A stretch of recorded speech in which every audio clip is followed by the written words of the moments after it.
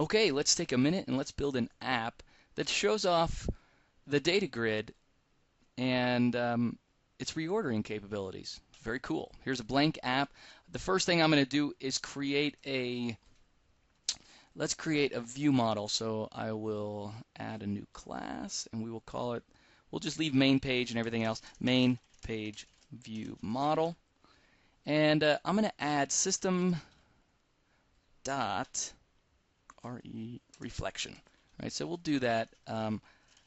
Public CTR is my constructor, observable collection of type, let's say color info, and we'll call this we'll just call it items for now. All right, makes sense. I'll add the using so we can have that. All right, so what goes in there? Obviously, I'm going to need a public. Yeah, I'll just put all this inside the view model for now. I'd break it out in real life.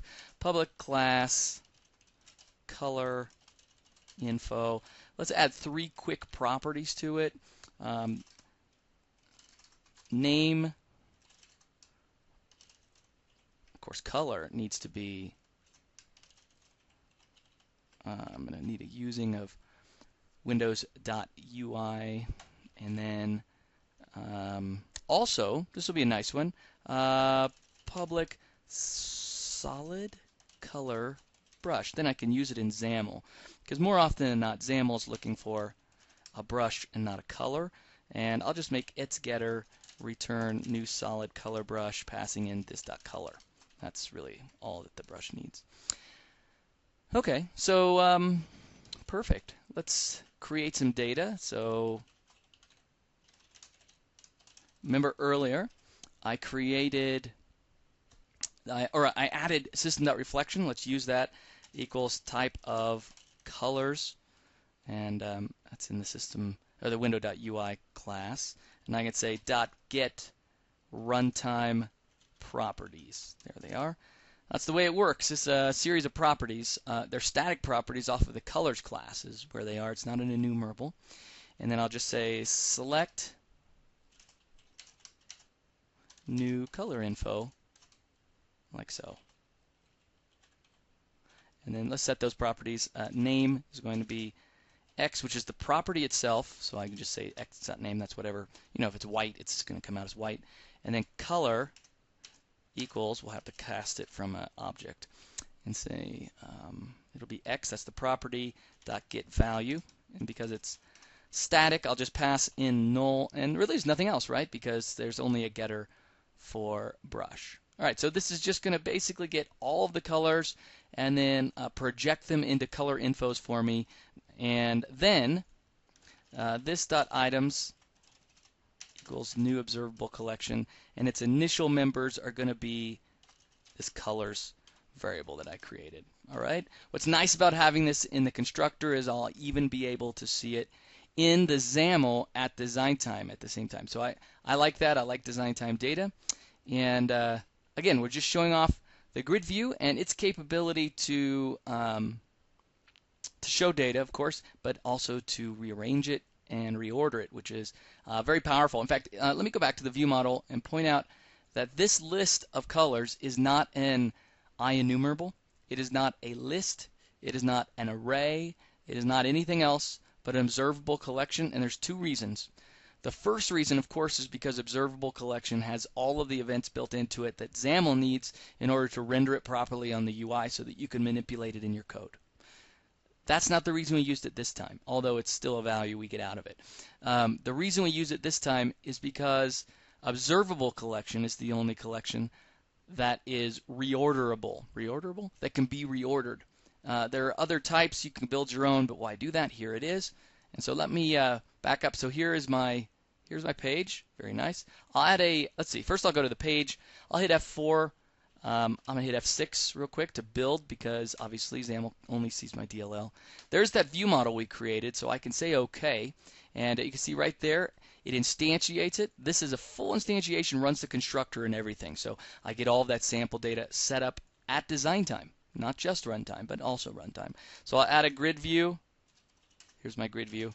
And if I were just going to set the items source right now, let's see. items source. I would set that, I would bind it to, and now again, I'm binding to my view model, right? Because I've set it at the page and it inherits all the way down through the hierarchy of the XAML tree.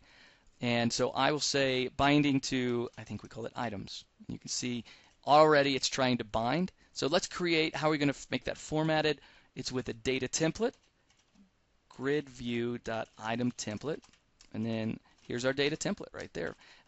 What we'll do is we'll have it as a grid with a height of 100, oops, there we go, a height of 100, a width of 100, and a background color of, and then I'm going to bind it to that brush. Remember that brush? Couldn't bind a color if I wanted to because it needs a brush. And look at that, I have it all set up. I could go into my grid view here and I could say, margin is 0, 140, 0, 0 with a padding of 120, right? Because you want that over, and then probably 0, and then 80 and 80. That's probably the right layout that you want. That bottom one might be a little tricky here. That might be nicer at 60. If I were to run it, so let me go ahead and change that to the simulator, run it right now and show you what it looks like. It's going to look exactly the same in runtime as it does. Here it is. That's weird. In runtime. And let me just show you. I can select it, and I can grab and drag, and nothing is happening. I'm grabbing and dragging, as nothing is happening. So how do we enable reordering of that, right? We use the right observable collection. Now how do we enable it? So this is all built into the grid view. Can reorder? True. Is that all you need? I wish. No way. Can drag items is also true. So here, let me show you what this does. So I'll go ahead and run this. Of course, it looks the same, but its behavior is different. Now when I grab, let's say, this red one, and I move it, it's ready to reorder. Now, I can't drop it anywhere yet. The reason I can't drop it, let me go back, stop debugging, and show you that one last property. So there's 3 properties I'm about to set, right? Can reorder is true. Can drag items is true. That's allow me to grab it in the first place. And the last one is drop allowed, right? There's no is, just drop allowed. I'm going to say drop allowed true. That really is it. From that point forward, it will talk back to the observable collection for us. It will fire all of the events, and the way it actually works, by the way, is a remove and an insert, not a reorder, right? The reorder is sort of it's a practical description of it, but what it's really doing is, like, I'll grab this red one again. You can see the drop is ready now, right? It spreads to make a little spot for it wherever it wants.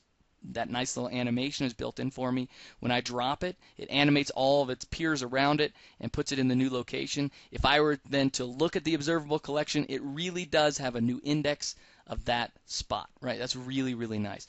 If I were to grab this blue one, same sort of thing, and I could just keep going, right? That's a really nice feature enabled with 4 things. First, use an observable collection. Second, can reorder items is set to true. Third, can drag items, set to true. And finally, allow drop is set to true. Here's a caveat that you should know. If you decide to group your data, because that's a powerful feature of grid view, reordering is now off the table, right? Reordering is part of an ungrouped grid view.